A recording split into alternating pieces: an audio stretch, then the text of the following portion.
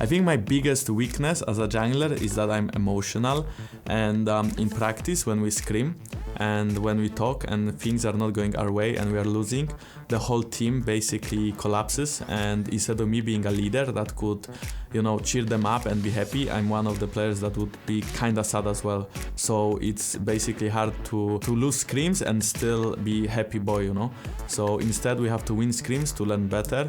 But you know, if a scrim is very good and we lose it, it's fine. But sometimes people just do really stupid things in practice, in training, and then it's the time where I get really pissed off, and it could, you know, impact my team because they can see that I'm sad or something, you know, and maybe they can change their play because maybe they are tired or not, it doesn't really matter. But I think I'm a very emotional person, and you know, sometimes it's a very good thing because I can cheer everyone up, but sometimes it's a bad thing because, you know, I cannot be neutral when things go wrong. And they caught him, locked him in, Tiva is down! First blood for the First Blood King! I don't think First Blood King title affects my play. I basically try to do a lot in the early game and usually it works. I'm pretty sad that it didn't work against Origin in the second game because my mid laner had to give up a kill or two. But overall, yes, I mean, I want to have the First Blood because, you know, people expect me to. But on the other hand, when I go to the game, I actually don't care about this because if it could impact my game, I don't think it's good. Not more. And welcome back to the European LCS studios. We're about to get into picks and bans for game 2 between the Unicorns of Love and H2K. H2K elected to go blue side. Let's find out which version of Jankos appears on the Rift. Notice how I stay away, especially from this area. Did not sign up to get spanked. One time that happens. But Crepo, what did you make of H2K that game? It really felt like their early game was pretty solid until they got dove, right? I think there was the critique that came out from Trashy, which maybe they could have pushed the advantage home more. I definitely like their draft, and it bothers me sometimes that people judge on outcome and not on like kind of actual analysis. In my opinion, they should have smashed their bot lane harder. They had the favorable matchup. They could have leveraged that push and advantage. I like that they were thinking about their side lanes more than Unicorns of Love was, but they also got baited into some fights and kind of wasted a lot of cooldowns on Hylissang's Thresh when it could have maybe been held to fight Exile's Katarina. Yeah, it could have been. Unfortunately, it didn't, and that means H2K are one game in the hole. Yeah. Jankos, big smiles as Ivern is taken off the table. Camille, LeBlanc, Rengar still available in the pool. It has to be the Rengar last year for Unicorns because they left it open with the intention to pick the Ivern, but I wonder if they might leave both open because could maybe be an early Kha'Zix pickup for H2K if they maybe ban out Zyra, for example, as the last ban. Shen is going to be the option instead. So a lot of those sort of first pick worthy champions are up. With so many available, how do H2K decide what they want? It all depends on the last ban here from Unicorns, but what I like the most about these bans on blue side is that they're catering them not around the best champions, but the best champions in the last game. They're taking away 2 picks that Unicorns just ran, forcing them to at least change their composition. Do H2K change their first pick? It was Kha'Zix in game 1. It is I think available. you go for Kha'Zix here again, especially if you look at the tendencies from the Unicorns in how they choose to draft, especially around that support position. When the Zyra pick might not be the higher priority, or when he can't really play the counters as well, I think you just go for Kha'Zix again. Yeah, it is going to get locked in. Unicorns have now got the pick of the litter. It was Ivern last time. Obviously, that's banned this time around. Well, Poppy was banned last game, and they do like picking early to give Vizicachi a comfortable champion. So, meta-wise, I would always expect Varus Zyra here. I think it's just such a good rotation. But unfortunately, meta-wise picks and bans, Unicorns are not a team that 100% subscribe. It's like, how am I supposed to read this one, you know? Careful, what are they going to pick next? I don't know, man. Maybe Teemo? It's very interesting because UOL, they make their picks and bans work, right? And I get scared. I see them hover Diana, and I'm like, clear, that's a hover. Or is it? If it was any other team, it would be. Unfortunately, UOL. So it's going to be Zac. It has been played in the jungle by Xerxes in the past. It was a very good performance. They're once again going to lock in that ADC. No, that I like. One of the top 3 AD carries picked in first rotation gives you flexibility in the draft because it allows you to squeeze, pinch, or whatever you want to call it. The AD carries in the second ban phase. H2K, I think they're going to follow a similar pattern here. They should just pick up their bot lane. There's plenty of tanks available. There's Poppy, Nautilus, and Maokai if you want to play the tank Fiesta, and then Rumble as a comfort pick for Odoamne. So I don't think Unicorns can only pick one ban out too. So that means H2K probably just go Varus Zyra here. Varus Zyra, and Chase Zyra in the last game didn't have the most impressive performance into Hilly's Thresh during the laning phase. Yeah. And we need to see if he's going to have a better opportunity. And also, what Hilly decides to play. He's got a lot more champions available to him. It was all off the back of just one unfortunate mistake, though, where he played too far forward on level 2, because that cost him his summoners. If he just gets his, or survives there, it's very easy for them to start smashing down lane. And H2K going to throw in the Rumble. So that's going to be a comfortable pick in for Odo. Not going to be that Zyra. Yeah, it seems to be a pattern here where they just keep picking that top lane, third pick blue side for H2K. They say, you know what, there's enough flexibility in our support pool. Since Heliosang plays wacky stuff anyways, we don't need to care too much about it. Especially since he revealed he doesn't play Misfortune.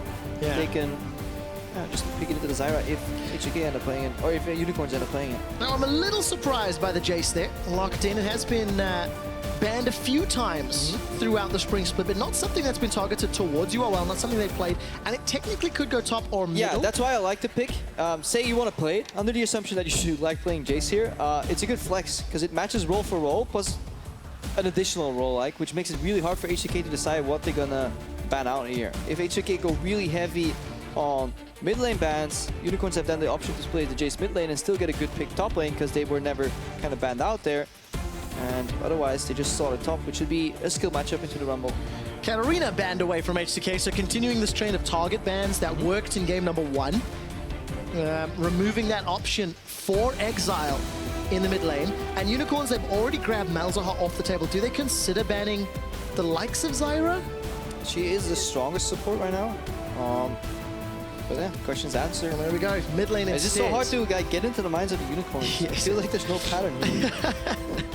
Essentially useless. I mean, Like, there is no every pattern. question you ask me is gonna be like, I don't know, Trev, I maybe. mean, the Jace comes out of like left field, so to speak, from what we've seen on stage, right? And we don't know what they're playing in scrims that maybe H2K have heard whispers of. It is a familiar pattern here when the roles are matched in the first phase of the pick and ban, when it's 80 carry versus 80 carry, top and top, maybe flex, and then jungle, that you ban out kind of the picks you don't want to play against, the annoying ones. So it's Katarina Cassidy here, banned out by H2K, again looking for these niche targets banned on Exile. It's just annoying stuff that they don't want to play against, because you don't practice against that. When most teams play metagame, you don't play against these champions. And allowing the possibility, or removing the possibility of having that sort of last pick options for Unicorns of Love. You would expect, normally you would expect support here to keep your flex until the last round, but obviously this is said with a big disclaimer saying we are watching the Unicorns of Love. I watched you reconstruct that sentence. Yeah. Normally, you would expect this. And Unicorns, they saved their last pick for the support once again. They still get the counter pick there. They could be thinking about another Lulu matchup where it works really well with Zac going in, plus Orianna Ball and having Peel. But there's so much to pick here. I love Corki as a mid lane matchup. People debate that it's not that good in Orianna. For me, it sounds just fine in terms of push. It means H2K is again playing very heavy damage comp, so they will need to watch what they're doing, especially against Zac.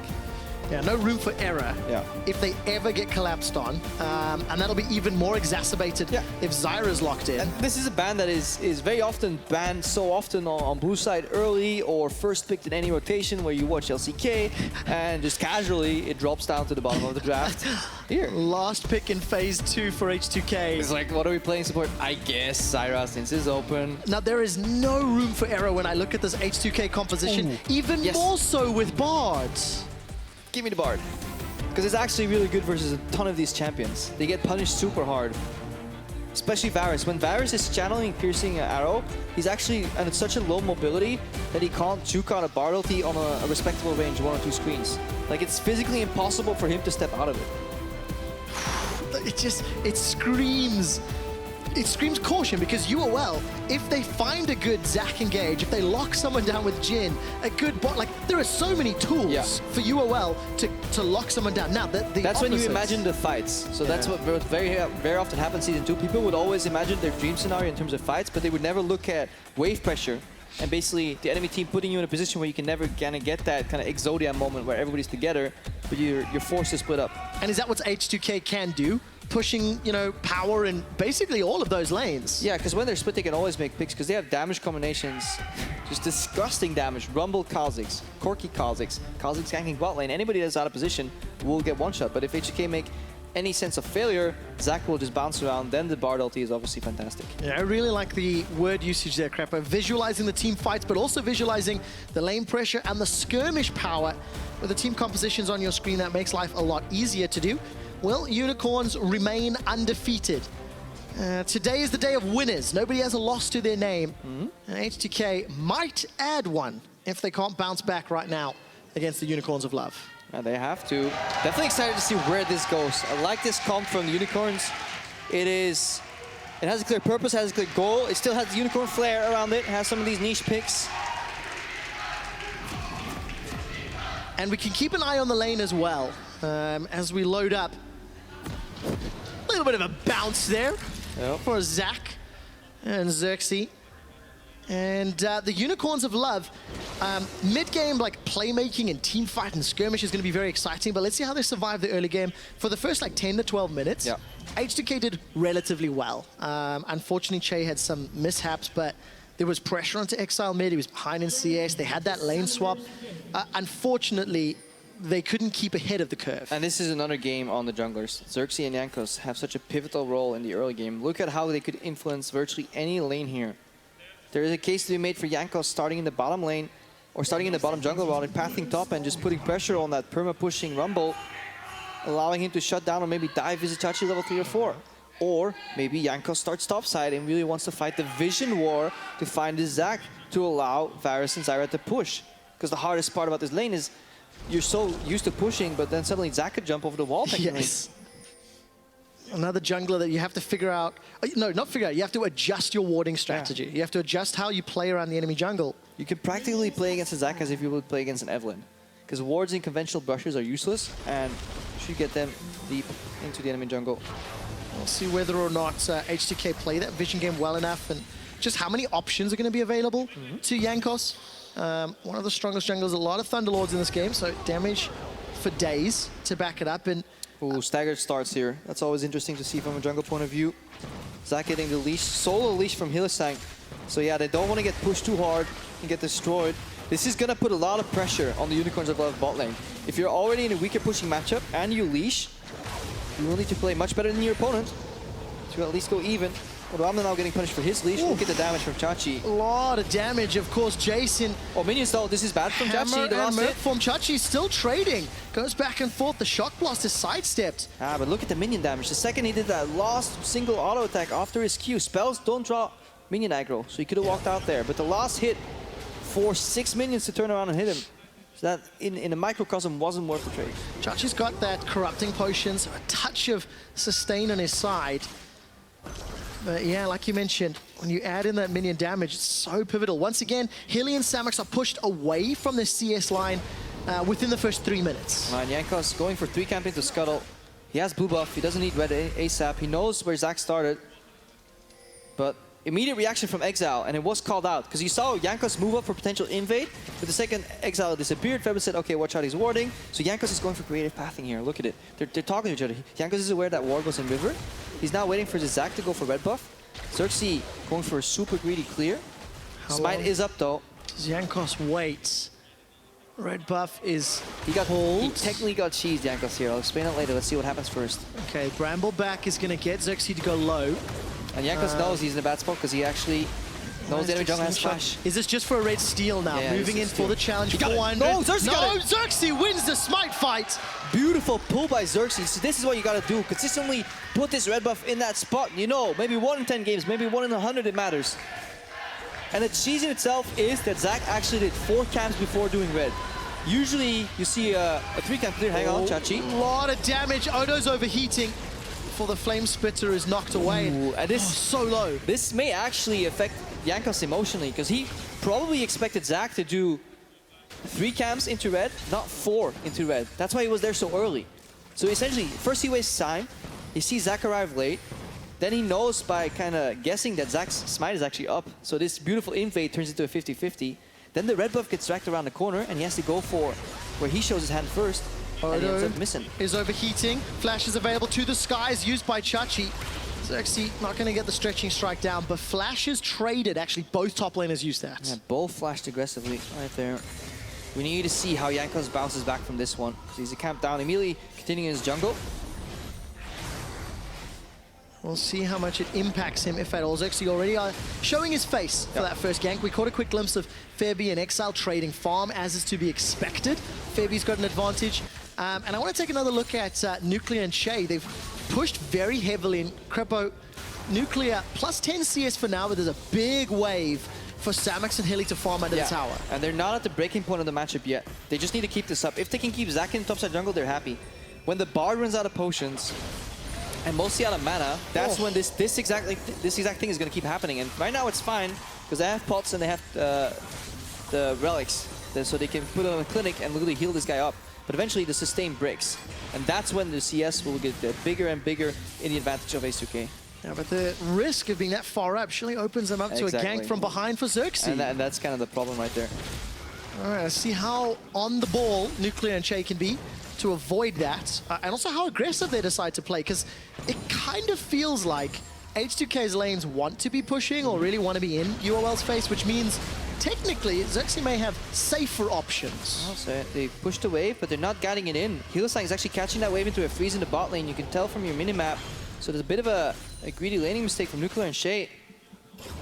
Yes, it's 46 versus 34, but he caught that wave. That wave was supposed to go into the turret here, because Samux had the base so early because he was under pressure.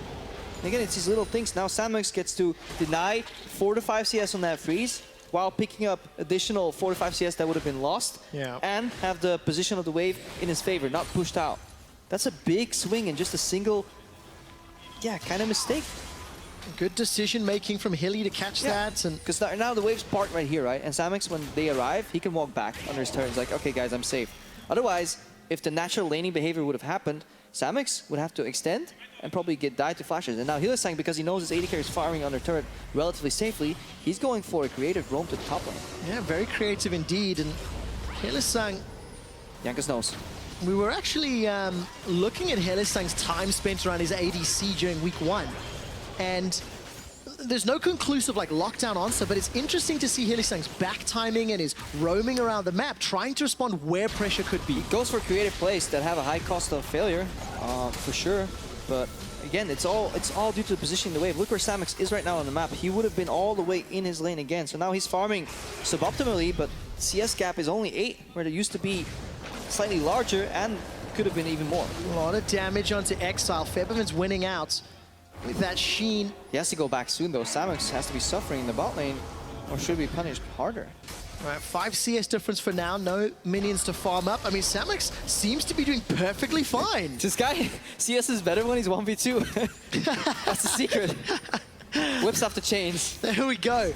Releases the training weights, as it were. Sidesteps that grasping roots, and Hilly's going to try to clear them out. Good it's hold. A small CS gain for Samux, and Xerxes now can set something up. Control ward comes down, Nuclear with a very early flash, sidesteps, but there's a curtain call available. The solo XP for Samux has proved to be useful. They get themselves the flash and heal from Nuclear. Yeah. Hylissang, this time with the classic zoning Q. That was a little rash. Could we play slower, but it was a really good concept at least. Now Jankos obviously can cross map. Zac just revealed bot lane. No flash is top lane. This should be a kill for Jankos. It should be. Flash forward for Jankos. Continues to chase. Isolated Chachi. Ooh, he's not level 6 yet. That is obviously the difference. If he was level 6, much easier for him. Deal way more damage right there. And that's again goes back to that red buff invade where he got put behind in momentum. And unfortunately, doesn't have the level, doesn't have the camp, potentially doesn't have the kill, and now doesn't have his flash either. Not the biggest deal when you're playing on a Kha'Zix, but let's look at the pathing from Xerxes. And hasn't stepped on a ward yet. It's the cross map, right? Yeah. Enemy jungle reveals top side. We're going bot side again. Summers have been burned, and look at how different Nuclear has to play right now because he is out of his flash. What's Hilly's experience? Okay, so he's not close enough to 6 yet. There's no way he's close to 6 unless he picked up Lily every time on the map. No, doesn't really matter, because here we go. All right, Elastic Slingshot comes in. Root onto Xerxes. He's bouncing all up in Nuclear's face. Teleport coming down from Odo. There's no equalizer, but it won't even be needed. Xerxes just gets eaten alive. Watch Ferry though. He used the package to go in. He has Valkyrie available. He's behind enemy lines. He still has Valkyrie. Needs to get out of the wall. Yeah, he's just going to Valk out. All right, so good roam from H2K. A lot of damage on the top tower. We need to see what work Chachi has done, because that is the cost of the play, 50% of the H tower. But it's so worth it for H2K because they're honestly punishing the lack of communication and synergy on the side of Unicorns. This is the second time Xerxes comes bottom with the Zac, and because he's such a chaotic champion, the skill shots do not connect. First it was the Bard Q and the Jin W that didn't connect. Now Jankos is looking for the punish here. Samux. Chain of corruption locks him down. Samux Fall gone. prediction, he's dead. Oh, that was great. Samux not anticipating that chain. And he just gets shut down. Yeah, this is H2K taking full control of the game right now. Very nicely done and somewhat anticipated, dare we say. If you look at their champions, their team composition, and the strength in lane. But if you look at how the game played out, there was so much window of opportunity for Unicorns. Especially since that the gank top failed from Jankos. There was a way to play that bot lane gank to be 100% kill. Basically, if you account for the Zac knockup from ulti, you can 100% land Jin W. Of course, it's very hard to execute, but if you're talking in terms of perfection, it could have been so much more and Unicorns get punished. And that means the Unicorns are now 2,000 gold down. Right. 2 kills, a dragon. Push mid, bomb top, auto jukes here, but suddenly Soriano's going to show up. Odo's going to try clear the wave here with Equalizer. Minions are about to die in a second. It's Exile that's got the turret aggro. That's going to turn to Chachi. Wow, Chachi goes down. It's already expected. He forgot about the minions, but it's an execute. Yeah, because obviously, if you're wondering what the reason for that is, when there are minions close to a turret, the Arden drops significantly. So it's very hard to kill that last few hits. That is the definition of an oopsie. Yeah.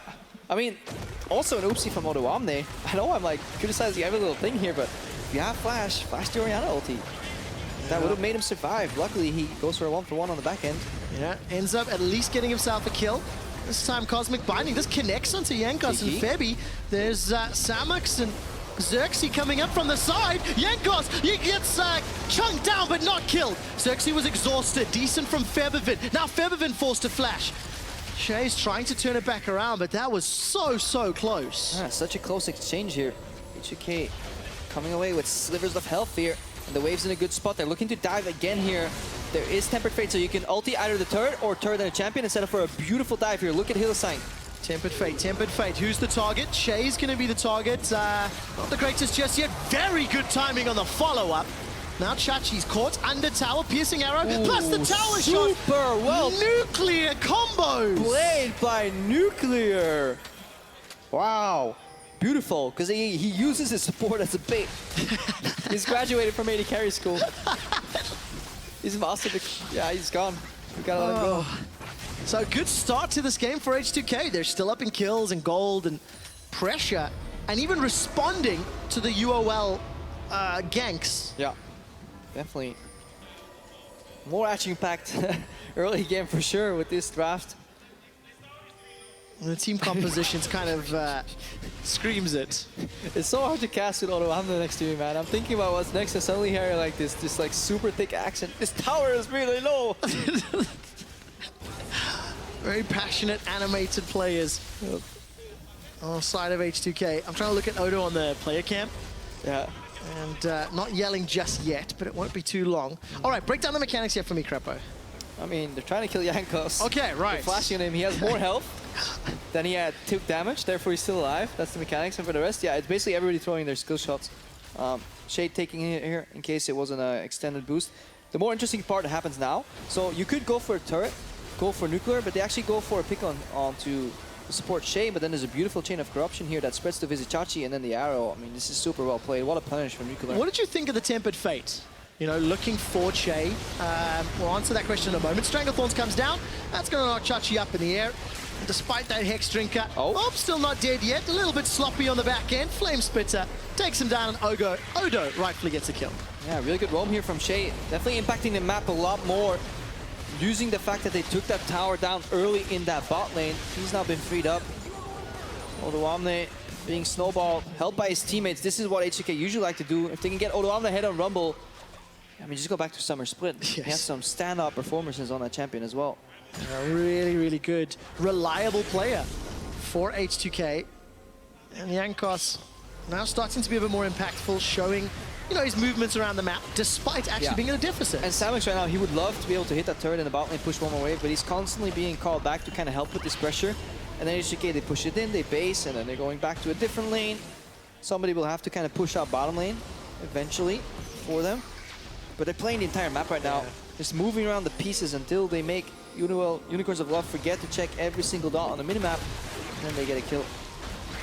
Now, for H2K, there is some inherent risk in that strategy as well, because if they are lax on their vision, if they hang around too long, the potential engage from the Zac or the Jhin ultimate completely turns around that pressure, and all of a sudden, they're no longer 2.5K in the lead. The goal for Unicorns right now is to make an unexpected pick based on vision denial, mostly with Zac or Tempered Fate, and then have really Samus come in as the mid-team fight damage. I mean, easily secured tower here. Looking for a kill. This actually got slowed. Jankos, He gets slowed. Void Assault. Look at that isolated damage. That's why he first beat Kha'Zix. Whoa. We talked about IQ champs in terms of Syndra. Here you have the jungler equivalent. And it definitely helps.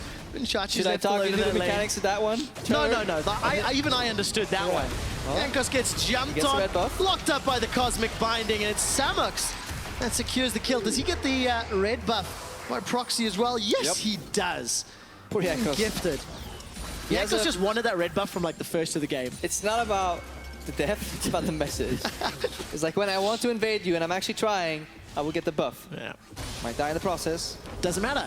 Because the point is, the red buff is what he was going for, and he got it. He's the alpha. There we go, of that red buff. H2K going to lose a little bit of momentum here. They were trying to push some of that vision into the top quadrant of the jungle. Dragon's up in 20 seconds, and UOL are starting to play the vision game. Definitely, and they want to use this objective as a lure. They want to find a good team fight where they can catch Nuclear and Shade coming around a corner maybe, get a double Tempered Fate, and even then, the problem is with this H2K comp is that it just has so much damage. Even if you pick up 3 members, while they're in Tempered Fate, the other 2 can just simply kill your lineup. But if you can get Zac in early, he can soak up so much damage efficiently because he's the only kind of tank in the game. Looking at the stage of the game where we are, and looking at how both team comps can do the team fighting and the damage thing from H2K, where do you feel the margin for error is greater? You know, who can make slight misplays? It feels like if UOL don't get a good engage with the Zac or an Orianna ball or a bot ultimate, they will get snowballed on, obviously. But if you talk about like positional punish, it's much easier to punish a squishy carry than it is to punish like a Zac, for example, or an Orianna. So it's debatable, right? So like if somebody of Unicorns of Love overextends slightly, it's much harder for H2K to pick them off. That makes sense. H2K going to secure that dragon, completely safe. I mean, UOL use the pressure. Push those right here, waves. this is what they're looking for. Unicorns of Love seem to really like hiding in brushes next to mid lane. That seems to be their favorite thing in the world. How long does it take the rest of their group to figure that out and play around it? Exactly. I mean, H2K has been playing very well on the side lanes today. Febiman was always going there in game 1. Right now, he's back in bot lane again.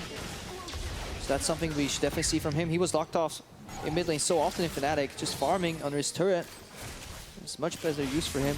Nuka and Shay, they play decently passive here, and they require so, but Rusang looking to force. Good flash. Yeah, very good flash from Nuclear. Everybody's happy with this. Yeah, nobody's caught out just yet, but rinse and repeat, right? Wait for Temper Fate again and do it. That's the Unicorns' mindset, and for H2K, it's okay, we just bought 30 seconds because we killed that wave. We have double side lane pressure, and we'll just send somebody else on wave clear duty who has flash against the Bard. So I think H2K is definitely happier with this. There's so much wave clear on the side of H2K. All right, 2 junglers, 2 top laners, about to go toe-to-toe. Equalizer's available, and Chachi's going to be the target. Doesn't even need it just yet. Odo fires out the red carpet, and Chachi gets burned alive, but stays alive. Che flashing forward, didn't find the kill. Passive is popped now for Xerxes, and teleport is coming down. Hilly's going to get caught by the Stranglethorns, knocked up into the air. Nuclear is killed where he stands. Yeah, Unicorns, they're much tankier, so they have the ability to stall, while H2K do not. They're all damage dealers, so they have very squishy members. H2K give up Nuclear's life and a bunch of summoners, but they get the tower. That's still one mechanic I despise in League, is the fact that you can teleport on a Zac blob, because it doesn't move, but it's actually moving, because the guy respawns. So he respawns after, I think, like 4 seconds, and the blob is still in place. So there's nothing you can do about it. It's frustrating. I don't see enough Zacs in my game, so it's not a mechanic I'm frustrated by just yet, Crepo. So you think every time we got him. Got 3 blobs. Okay, we have 3 more seconds to kill this last blob. Based on the assumption that it only took us 1 second to kill 3 blobs, we should operate at 300% efficiency. Teleport comes in and you hate your life. Well, Chachi saves Xerxes' life. Yes. Xerxes eternally grateful. We'll catch a glimpse of this again. Blue Smite on the Wamne. Vizicachi gets chunked down. Equalizer, you could, like, if you're nitpicking, could be slightly better. But if Vizicachi survives, look at it, the hero. Oh, speed up, bombard. Shade, barely out of range. And then look, 1 blob down, 2 blobs down, 3 blobs down. This guy's not moving. Or is he? Oh, there he is, he spawns. Yep. Sign caught off guard. And then Nuclear, yeah, he's kind of dragged into the fight, but suddenly he walks to exile. And he can't flash the shockwave because he had to flash the Tempered Fate. That's how it works, man. Cooldowns. Here we go. Snowballs. All right, Fabi's going to Valk away from that command attack. And now all of a sudden, Chachi, this time, backs away early enough and safely enough. H2K, I mean, they're playing around this right-hand quadrant, but it's just because there's like no more tower top lane, isn't how it? dense Unicorns is playing. They're playing like a death ball. They're never playing on more than 2 lanes at once, always looking for a pick. It's either Xerxes charging up or Hillsang looking for Tempered Fate. H2K, they're playing into their hand right now. All right, Hillsang might be the target. Just get smited down. Ooh, that's tricky. Because you can bait people that accidentally right-clicking into that portal if they don't expect it to come out. Well, luckily for Hillsang, he escapes with his life. Oh, Jankos is dead. Jankos is dead. Don't quite know how that one happened. We'll catch a replay in a moment or two. Curtain Call is pulled. Teleport not available. So Hillsang might portal over and then go for Tempered Fate. No. Nobody's slowed, though. Yeah, because Odoamne was winning the side lane pressure over Vizicachi. He put him on half HP, disappeared, and walked mid. Could be a brutal equalizer if he just decided to go for it. Looking at cooldowns, Exile Shockwave available. So either Ball to Zac and jump in, I think is the plan. all right, let's follow the range. Can Exile keep it close? So much poke from this Corki Varus combination. Tower continues to get chunked down. Equalizers available as a backup plan. Burn onto Exile again, just as a deterrent, it feels like, more than anything else. If it was a kill, you'd expect it 90 degrees the other way. Yeah, definitely. That was actually his only ulti. We Yep. joke about it very often. Let's see how Jankos ends up dying here. Doesn't expect there to be vision. Xerxes. Oh, okay. Okay, yeah, that works. Ouchies, that hurts. And remember, at the beginning of this game, Jankos talked about being emotional. Jankos talked about being frustrated and letting it impact him, and you can see it there in the player cam. He's failed a single invade, died on the second, and now died in that brush that was pretty obviously warded here. Obviously, there's no major mistakes. He's allowed to make them. In terms of like pros and cons, Yeah. you make a list, like Jankos is still on the definitely on the pro side, but this single game has seen a few mistakes from him. Let's see if it affects him. And it's so tough because it's like, we're kind of looking at that like, hey, Jankos got jumped on, but he got jumped on from 1500 range by a Zac. Like, it's so difficult to get away from that, much like the Tempered Fate. Although luckily, Che can find defense.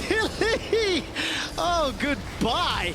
Odoamne is teleported in from behind. There's no equalizer. It was used for the mid lane turret. 5 versus 4. Shockwave pulls Odo backwards. Here comes Xerxes! Let's bounce! Rips H2K apart. 2 of them are down. Che gets tagged, flashes away from the last shot of the curtain call. And now all of a sudden, H2K, they're down 2 members. Good flash by Shea, but what a greedy flash from Odoamne. Again, he holds it, takes some damage, and a beautiful let's bounce from Xerxes there. And that's the turn potential of this lineup from the Unicorns. You can never chase them unless you have eyes on Zac, because there's no innate cancel built into this lineup. No Janna, no Thresh Blade, nothing can cancel this Zac jumping in. It allows Unicorns to win. They're still down though, 2,000 gold. It's becoming less relevant as the game plays out though. The gold advantage isn't as important as the tempo is, or maybe just the vision around a certain area where you're playing. You just need to know where the Zac is, because his power is so reliant and directly proportional to the amount of vision you have. If you see him coming, you can sidestep so easily, you can kite him. But if you don't know where he is and forget about him, so hard to play. Here, Hillsang, he gets baited by Nuclear not using his flash, because he looks for the follow-up, straight into a snare, straight into another snare, and he's dead. So like, well played by Nuclear, knowing that he didn't have to flash there. Odoamne comes in, and at this point, H2K, they could rotate mid for tier 2, use a zone, double pink ward setup, and they just get sucked in. Late flash from Odoamne, and then the chase is there, because otherwise he's tanky enough to drop, maybe take another shot here from Samex and go into the fight. So those are things we have to call out. Absolutely do not want to be caught by a Zac engage in that area of the map. So H2K now losing a little bit of momentum because it's now so much harder to push. They've got to go deeper into UOL territory and be more at risk for those engages. They have a good setup here. Package on Corki means you can kind of push for free. Side lane, they spot Zac, they spot Bard, so they have information. They have double side lane control, which means they can actually funnel that mid push into a Baron play. There's one ward left in the pit. I don't know if they can see it. It's disabled, so they definitely know it. So Unicorns right now are looking at complete darkness. Even though there's that ward that's disabled, they don't see anything on the map. So it's super dangerous. We gotta track Xerxes and how he makes his attempt to walk in. There's no teleport for Odoamne, so if a Baron play was going to start, we would need to get him moving up the map. And it just feels like... Yeah, look at the wards here. Double, triple actually control ward and a ward in enemy jungle. Unicorns, they need to group in mid lane because that's how you regain vision. But they're looking at a phase check in every single bush. Right there, that could be a phase check. They could be here. They only see Rumble in the bot lane. Look at it. Panic Baron because they don't know. And nobody's close. Yeah. H2K, they're shopping, they're walking around. Look where they are. That's the power of vision right there. Unicorns feeling the tension. Now, H2K have to extend that ward line deep because of the fact that Xerxes can jump into the pit significantly further away. Blue Trinket is available for Samux if he's near. But if they want more gold, and maybe you just get the setup preemptively on Dragon, they can also just move to the bot lane later on. Because look at how everybody's trending to the top side from Unicorns right now because of the fake Baron pressure. They could just make a rotation bot, get that tier 2 tower. That seems to be the play. Odo with no TP, he's got himself that Void Staff and Leandries, pushing the wave out, and the rest of H2K are going to meet him. And it's much easier to ward for Zac here, because you only need 2 wards. One over this wall, and then maybe one in the corridor. And then you siege with care. And they have a beautiful siege comp. They have double rocket poke. They just need to be aware of the counter engage from the Zac. That's everything they need to know. A lot of damage from H2K and zoning potential. The mid lane is actually now under pressure from UOL. They seem to have grouped 4-man to relieve pressure on the bottom. Because they have a slow push in the top lane. So now they actually have a somewhat neutral lane bot, but they have a slow push in the top lane. So they can actually afford to group 4 mid and have their 6th member push the top lane, push mid, wave's gone, then you move into Baron vision, you put a band-aid on the problem. Obviously no intention of starting this whatsoever. Xerxes doesn't take portals. No. Please. They're for plebs. Get much more distance on an elastic slingshot. It looks way more stylish as well. Xerxes getting beefier and tankier. No, real big purchase completed just yet. So now it's another minute for a real macro play can manifest unless somebody gets picked off. Just like that, Chain of Corruption comes out. Hail of Arrows. Hylissang survives for a few seconds longer, but took a lot of damage. Equalizer comes down. Odo burns him alive. It's Jankos that leaps in and out. Yeah, because you see in the top lane, the reason it was another minute for the play is because that top lane has to be pushed all the way out, then mid lane, then deep vision. Probably a minute and a half, but because Hylissang gets caught out, this may accelerate. Second time in about 5 or 6 minutes that Hylissang has just overstepped. Because he's playing a pick champion with no vision, which means you gotta take risks, because you gotta see where they are, then you gotta predict their movement and find a way to land your Bard ultimate, and it is basically 1.5 or 2 screens worth of range that you're looking for to get a comfortable distance for you to land that on champions with boots 2 movement speed. Which means you gotta be pretty close. Yes. And if you have no deep vision, you're guessing. That means you're close enough to Nuclear's Varus and you just get chunked down. He's gone for that sort of penetration build that we're seeing more and more frequently actually. Especially this week. Really good against squishy members for the majority, or against a tank that can't itemize 100% against you. Because Xerxes mostly itemizing magic here versus the poke from Odoamne and Febivent. And basically Nuclear is saying, like, I'm going to be spending time hitting the other guys, and if I have to spend slightly more inefficient time hitting the Zac, I'm okay with that. Yeah. Works out. The right build. Works out for Nuclear, because every time we see him land a Q, Unicorns of Love just... That hurts. They have to back away so much. There's so little armor actually picked up on anyone that's not Xerxes. Yeah. A minute to Dragon. Yeah, vision denial again. Look at, just imagine, you gotta look at it from Hylissang's perspective. He doesn't see anything right now. Same for Xerxes. It's all guessing at this point. They only see members from the H2K lineup when they reveal themselves to clear a wave, which means in between they could all technically be bot and they could all technically be mid, which you mean you always have to respect the worst case scenario. It means you lose a lot of CS. You have to play so defensively. You get the CS, you get it later. Yeah. So while you're clearing that wave right now, they could be doing anything. Chop away at your vision.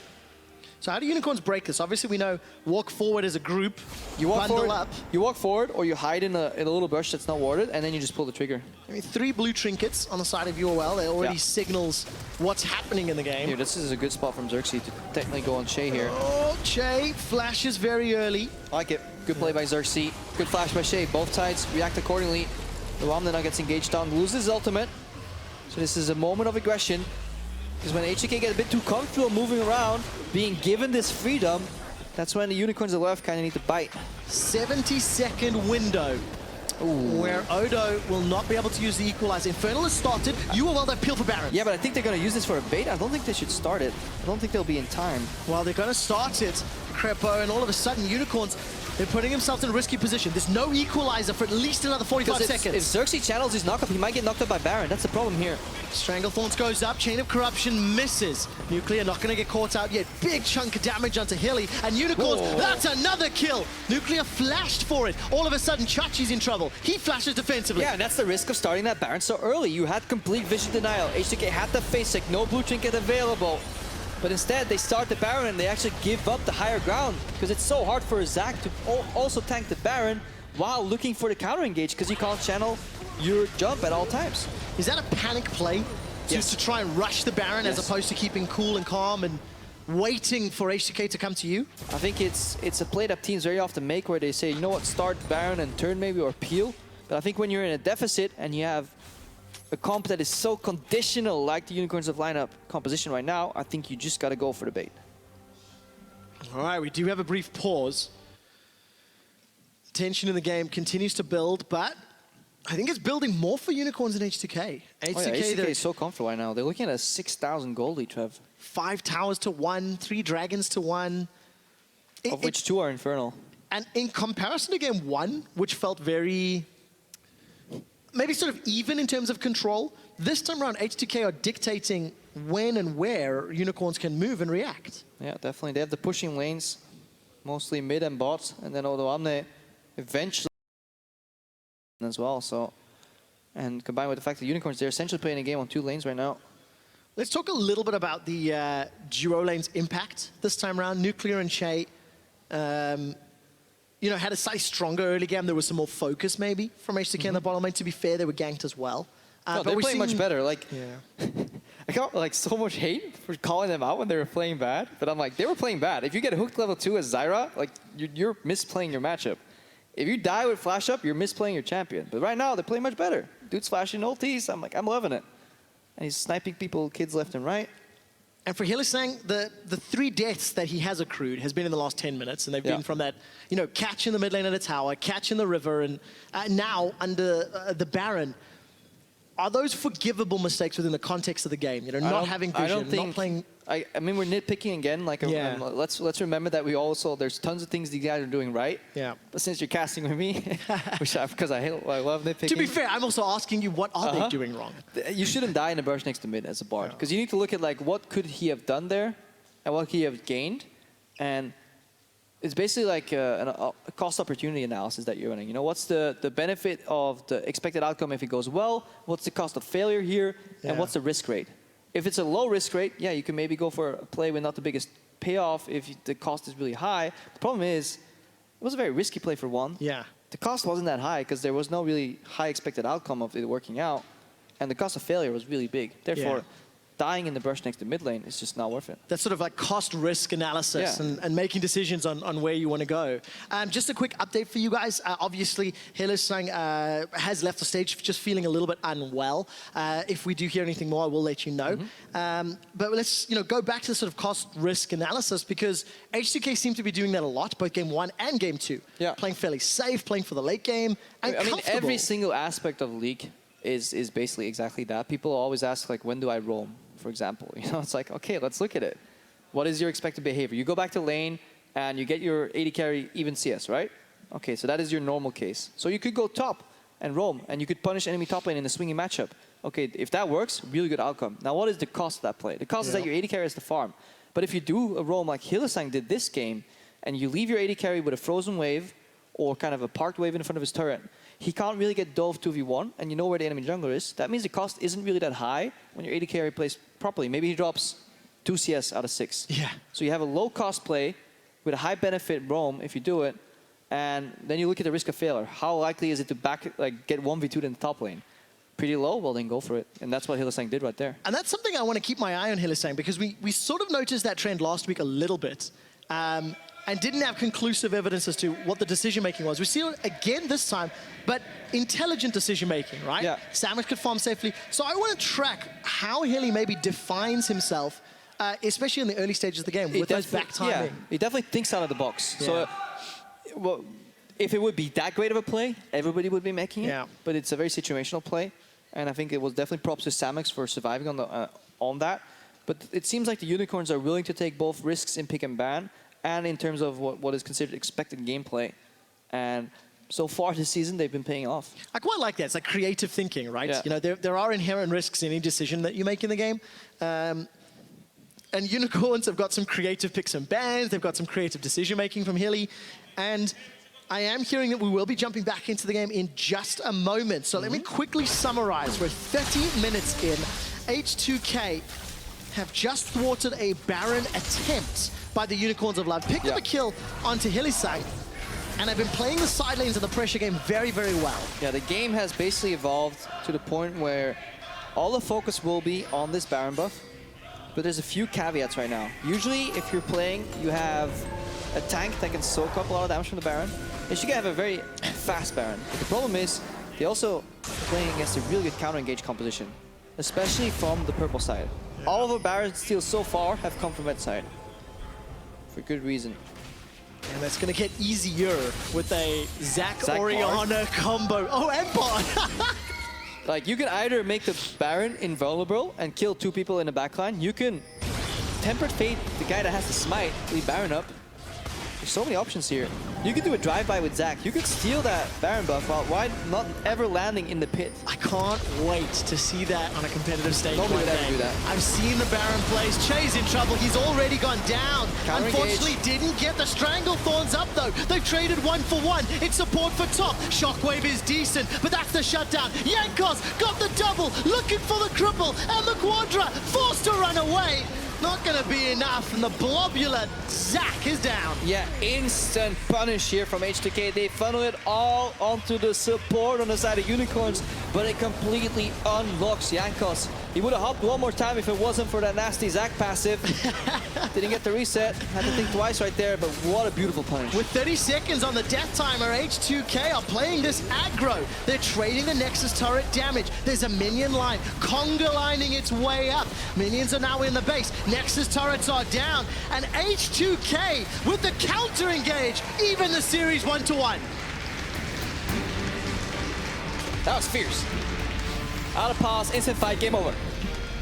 No time to think.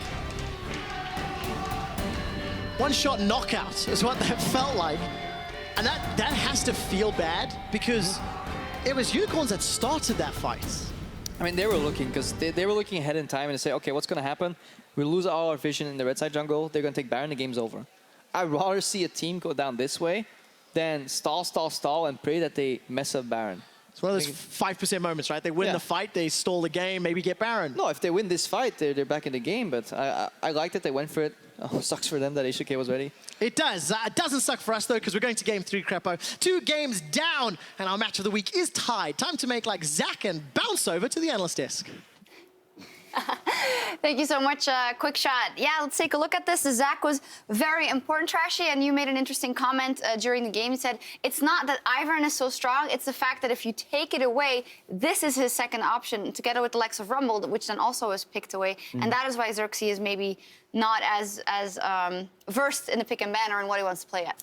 I think he plays the other champions. I just think he prioritizes these champions because I think he can have a bigger impact on the champions later on in the game. But when they draft like this, where they put like Jace top in a matchup against Rumble, where Jace want to push and pressure the Rumble, but he can't really do it because he's playing against a Kha'Zix and he has a Zac on his team.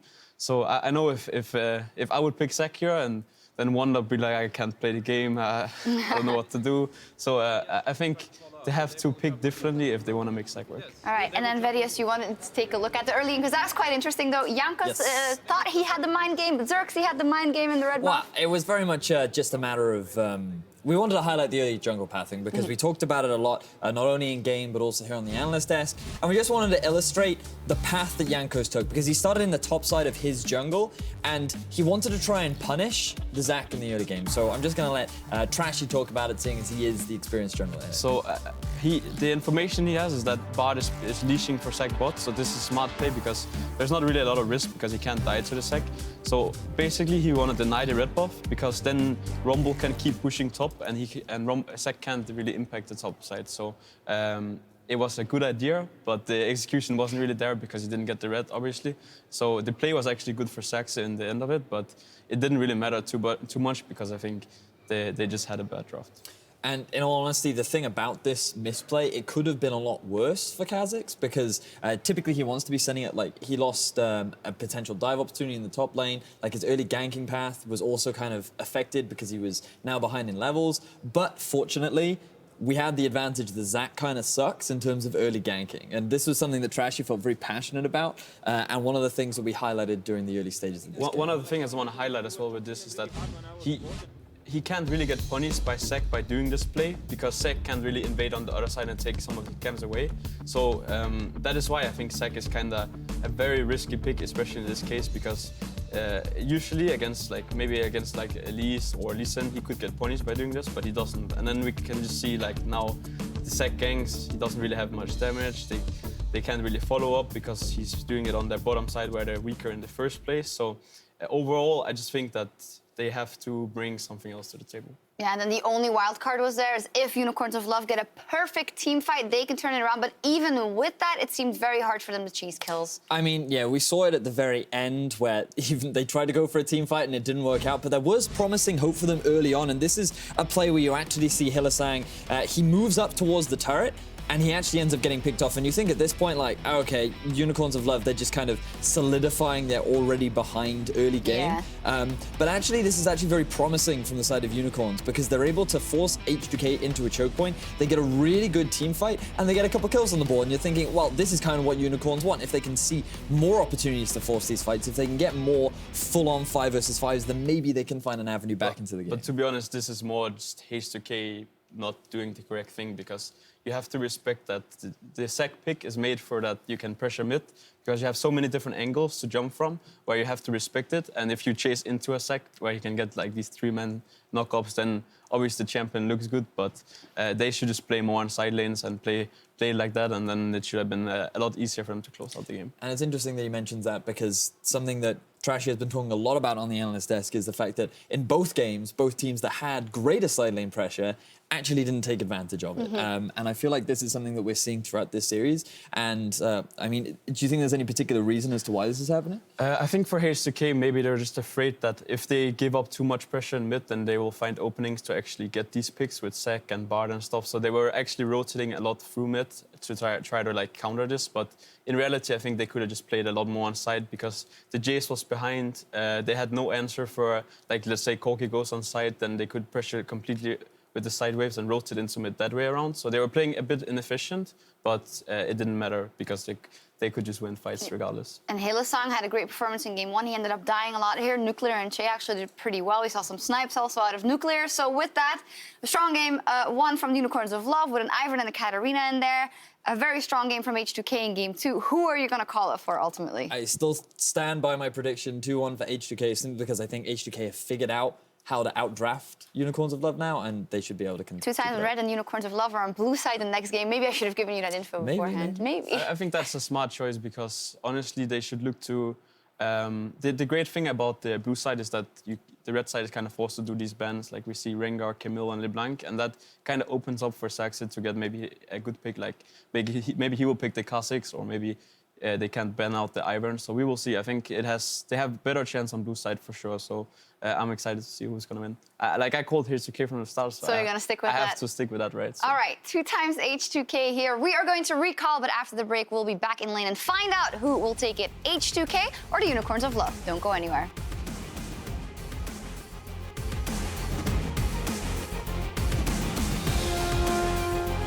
No flash to stop it. This should be a kill for Jankos. It should be. Flash forward for Jankos, continues to chase. I have to back off though. A second, it's Exile that's got the turret aggro. That's going to turn to Chachi. Wow, Chachi goes down. Sorry, Exile, I forgot about the minions.